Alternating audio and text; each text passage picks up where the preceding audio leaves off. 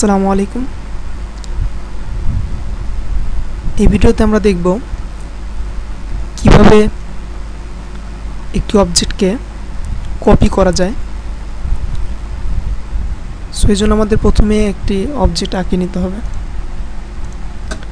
এই অবজেক্টটা আমি কপি করব। সেক্ষেত্রে আমি সরাসরি যদি আইকন থেকে করি তাহলে আমার বস্তুটা সিলেক্ট করে কপি আইকনে ক্লিক করলে তারপরে আমি বস্তুটা যত খুশি তত কপি করতে পারবো।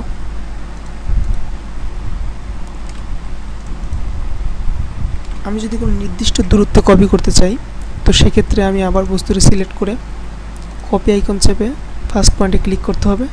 ক্লিক করে আমি যদি 5 ফিট দূরে এই বস্তুটাকে কপি করব, 5 ফিট ইন্টার, বস্তুটা 5 ফিট দূরে একটা কপি হয়ে গেছে। এভাবে আমি নির্দিষ্ট দূরত্বে কপি করতে পারি। আর যদি সরাসরি আমি কিবোর্ডের কোনো কিবোর্ড কমান্ড দিয়ে যদি কপি করতে চাই তাহলে বস্তুটা সিলেক্ট করে CO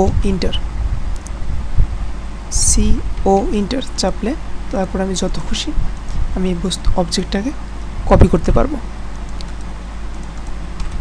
এভাবেই কোনো অবজেক্টকে অটোক্যাডে কপি করা হয়।